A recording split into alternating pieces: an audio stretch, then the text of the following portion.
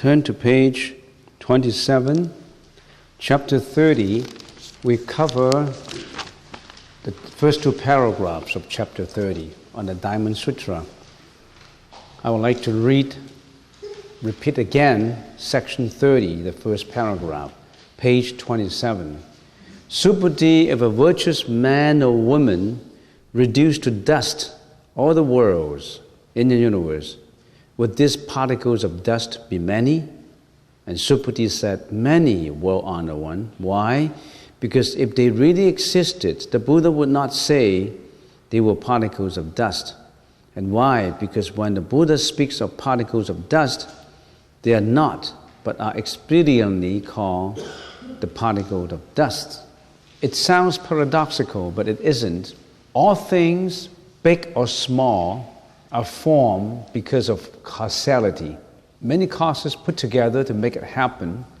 It itself does not have any real nature. That's the reason why, remember when we chant the Heart Sutra,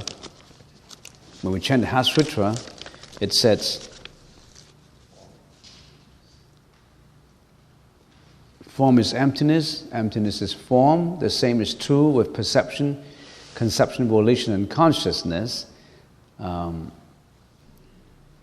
Everything exists on causality, and causality is a very important concept in explanations of everything in the universe. So the Buddha now is talking about if every man and woman thinking about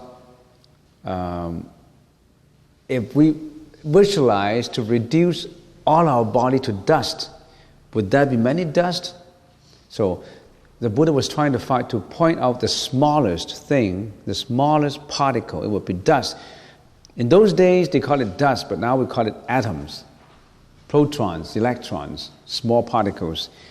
Very small as atoms, it's formed because of causality. Many causes put together to make it arise. And there's many reasons, many causes that happen to make it maintain its status quo, and then make it change its status quo, and then make it disintegrating.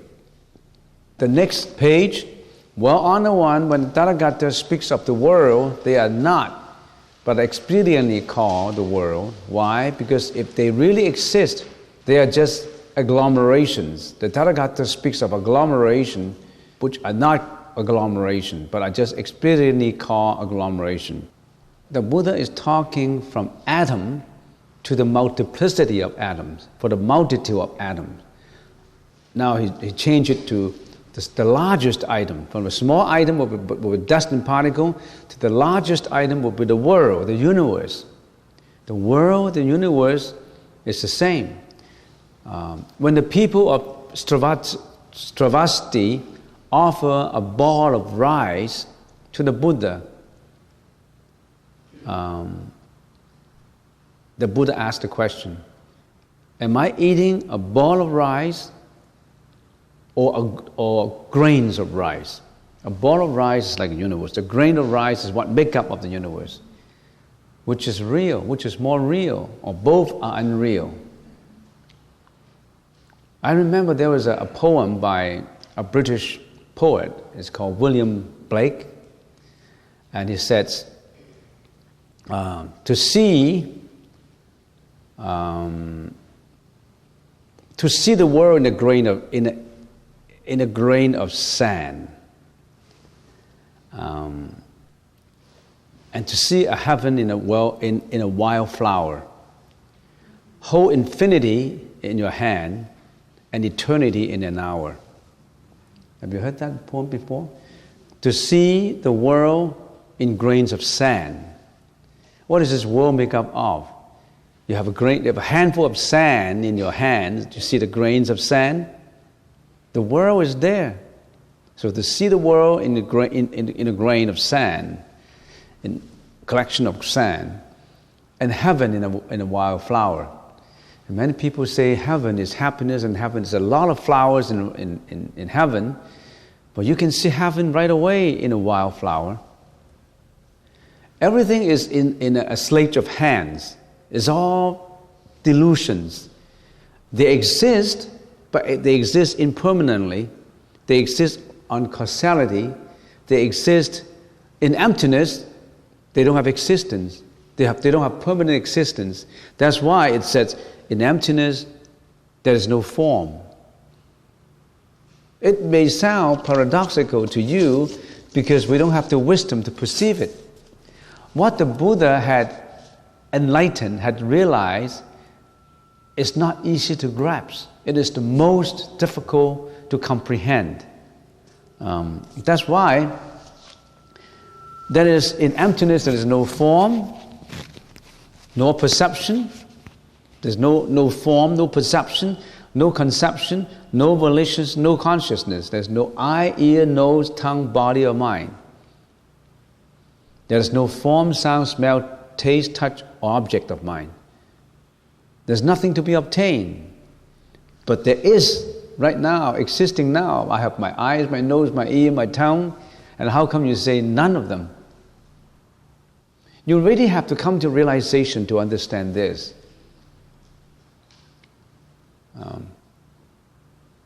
It takes time.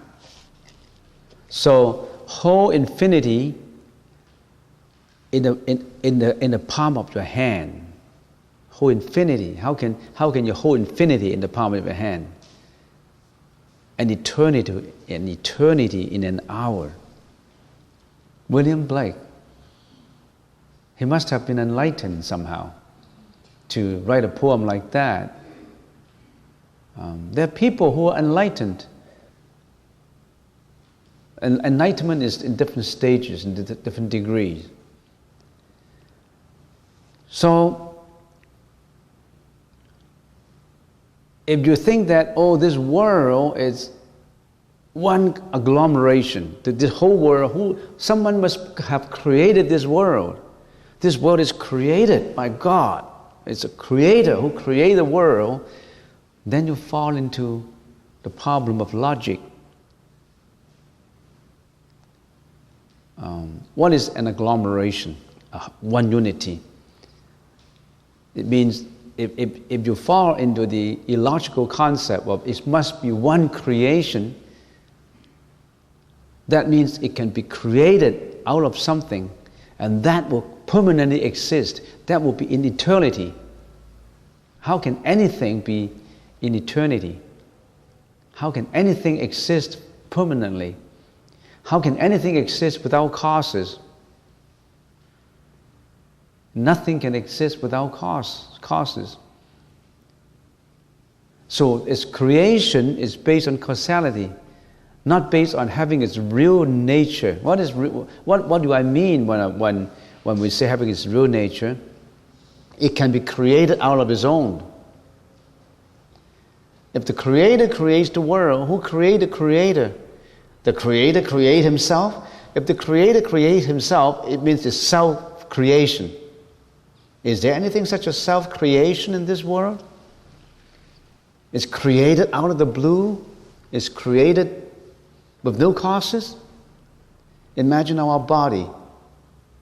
Our body is body and mind, flesh and blood, body and mind, perception, volition, and consciousness. So we have two parts. One is the material, the body, and the other is the mind, which is the spiritual. None of these is created out of the blue, out of the air. It's created because of many causes. It's created because of the parents coming together, because of that embryo that happens in there. It's created, as a matter of fact, out of reasons not of this life, dating back to previous lives. And previous life have many lives. There's a multiplicity of causes that make you come to pass, sitting in here today, that make you be in this world. Many, many causes, multiplicity of causes. And beginners may ask the question, how does that help me? Oh yeah, it's nice philosophy. How does it help in my daily life? If I know causality, how does it help in my daily life? It helps you a lot. It helps you to build, to nurture, to cultivate good causes, not to cultivate bad causes. Because why? What is the nature of cause? It's either bad, good, or neutral. If you cultivate only bad cause, bad effect will come out. Simply speaking, if you kill, you subject yourself to be sentenced to severe punishment. If you ignore your education, you subject yourself to be ignorant. If you're cruel, you subject yourself to die of atrocities. If you subject yourself to alcoholism, you subject yourself to be in confusion most of the time, mentally. So all these have cause and effect. On the opposite, if you subject yourself to good cause, good effect will come out. So how does that help me? Oh, it helps you tremendously. You only build good causes in the first place. Why do we have to go through the suffering that we're suffering now? We build up our own causes. We cultivate, we make those sufferings happen to us. We are the creator of this suffering, not of material, of this suffering. So, if you're talking about the world as an agglomeration that is in eternity, is an agglomeration that is created by a God, that is, it's not empty, it has its real nature, then we're talking illogically.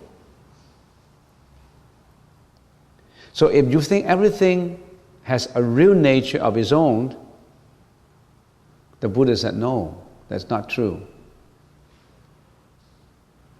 There's no unity, no diversity, no coming and no going, no arising, no disintegrating, no permanence, no impermanence. What's the meaning of all these? Just pick up one. What is unity and diversity? Let's talk about cause and effect, for example. Is cause and effect different? Is cause and effect the same? If cause and effect is the same, we call it one unity. Is cause and effect the same? If cause and effect is the same, then you don't need conditions to make the effect come true. Because cause is effect, effect is cause. That's not true. Because from cause and effect, there are other conditions to make the effect comes true. So cause and effect is not one unity. It's not one. For that conceptual thinking, because one leads to the other. And then you say, if they're not one, they must be separate. Are they separate? Are they distinctly separate from one another? No, it's not. Why? Because one is related to the other. The cause is always related to the effect. So it's not one unity, it's not one diversity. It's not coming, it's not going. It's not arising, it's not disintegrating. Well, you have to catch on to that. You really have to think to know that. You can't just accept the superficial meaning of words. Words are have limitations. You go into the mind, the inside mind. That's what the Buddha told us. Don't look at the superficial meaning, look at the meaning behind it. Do not have blind faith to say, I believe in the Buddha and I'm okay. No, you're not okay just by blind belief, by ignorance. You're not okay. You really have to go to enlighten your mind. Go deeper and deeper into it. Think about it. And some people say, yeah, we're living in this world, we have to be practical. If somebody treats me wrong, then I should revenge. Somebody use violence against me, I'll use violence against him. Teach him a lesson. Is that right? Section 31. Subhuti, what do you think if someone says the the Buddha speaks of the view of an ego, a personality, a being in the life, Supati, does that person understand what I mean? Remember, in all previous chapters, the Buddha said, get rid of the ego. No ego, no personality, no being and no life. That's a view on it. The view of no ego, no personality, no being and no life. And if anything, say that if anybody speaks of that as a view, Supati, does that person understand what I mean? That person does not understand what the Buddha means. The view is not a view, that is why it is called a view. Because that view is causality. That view has no real nature. That view is just a view. And that when that view is accomplished, no more view. When the ship takes you to Victoria, get rid of that view. Get rid of that concept. That conceptualization takes you from Nanaimo to Victoria. Once you get onto Victoria, you got to let go of your view. Not to mention your egoistic view that you have to let go earlier. Even the view of letting go of your egoistic view should be let go. Let go of the ship, get on shore. If you hang onto the ship to Victoria, you will never get to Victoria. You just stay in your ship forever. Let go of that. So slowly you let go, bit by bit, let go. Not to say let go of your miserable past or your happy memories. Both have to be let go. Because those happy memories will not come back again. And I got laymen who always come to me and they say, I'm not happy, especially the senior people. In the 60s, 70s, I said, why are you not happy? Because I have a family before, when all my kids are young, they're teenagers, they're young kids, I have a family to enjoy. They always listen to what I told them. We went on holidays, we have nice Christmas, at Easter we eat our turkeys and we sing our songs, and I have all these good memories. All my children are with me. Now they're all gone. They all have different families. They don't miss me. I miss them. And what happened to me? I don't feel happy about this. Because you hang on to the past good memories. Those exist only impermanently. They don't stay all the time. Why do you have to stick onto the past? That's a suffering. Why do we have to subject to that suffering? Because that's the karma we brought with us here.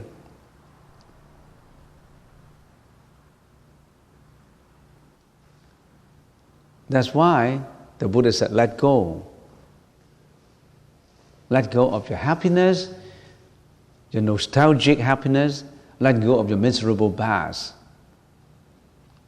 Kate, prakate, prasamkate, bodhiswaha. Let go, further let go. Let go until there's nothing. Even that nothingness, that emptiness has to be let go.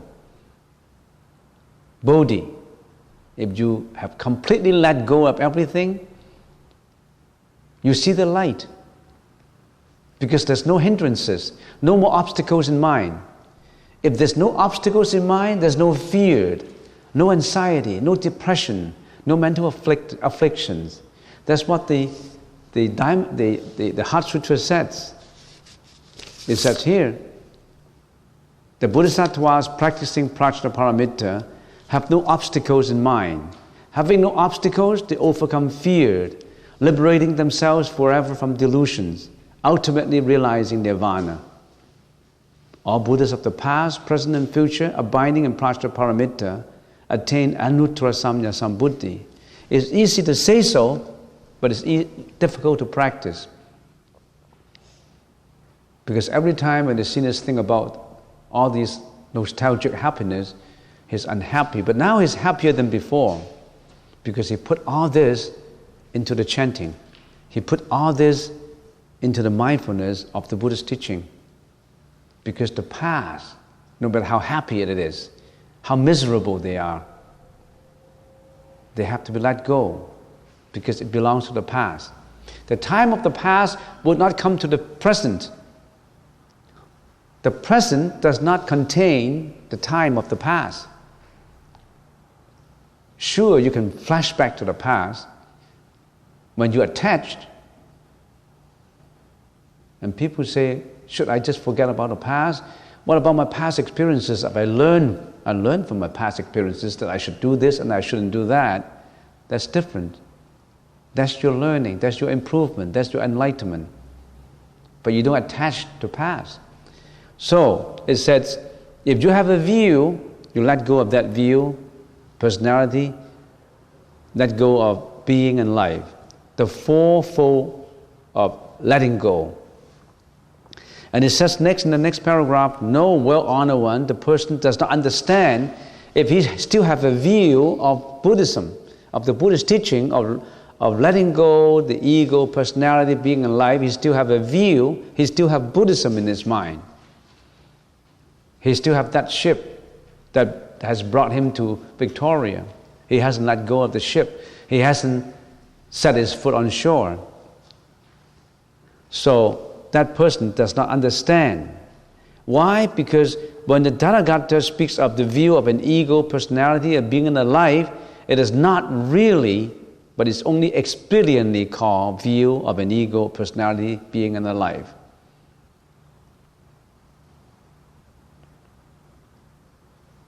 Next paragraph. Subhuti, he who develops the supreme enlightenment mind should thus know, see, believe, and comprehend all things. He should not set up the perception of things, Dhamma, lasana, in his mind.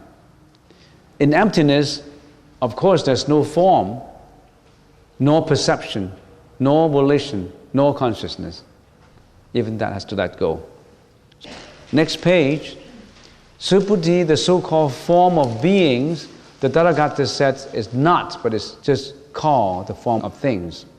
That's section 31. Why, if we understand causality, what does that lead us to understand further? If we understand everything, it arises and disintegrate, productions and annihilation, everything coming and going, all dependent causes, what lead us to understand further?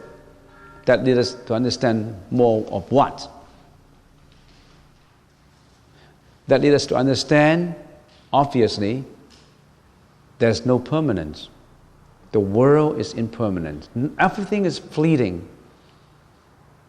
Every minute of the past does not come to the present. It's fleeting and fleeting and fleeting. It never stays still. On the other hand, it doesn't stay still, but it is still.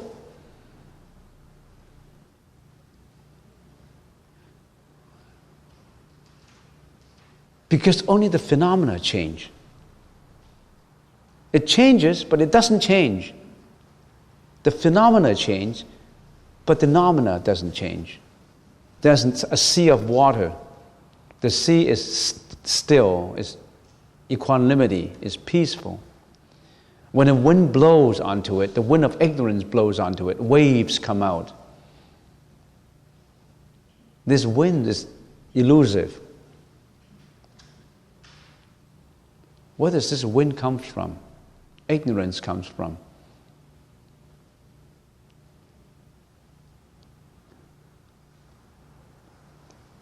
Where does this wind come from? Well, I think you better contemplate on it. Where does wind comes from? Where does this ignorance come from? So, letting go and causality leads us to think about impermanence. And impermanence leads us to think about suffering. If everything is impermanent, how can you not be in suffering? Our life is impermanent. Death is coming up.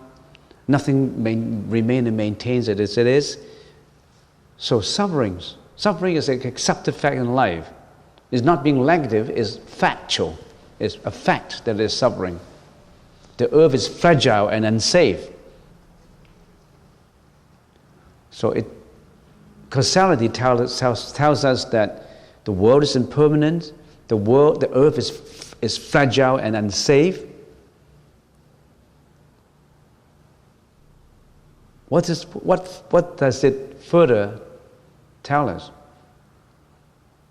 It tells us none exists with a reality. It's empty. And what it further tells us is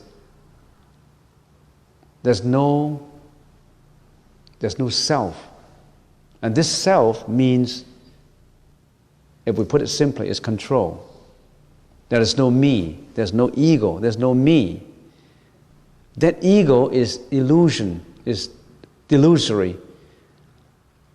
If the definition of an ego is the controller of you, if people like to define ego as that controller in you, that's your ego.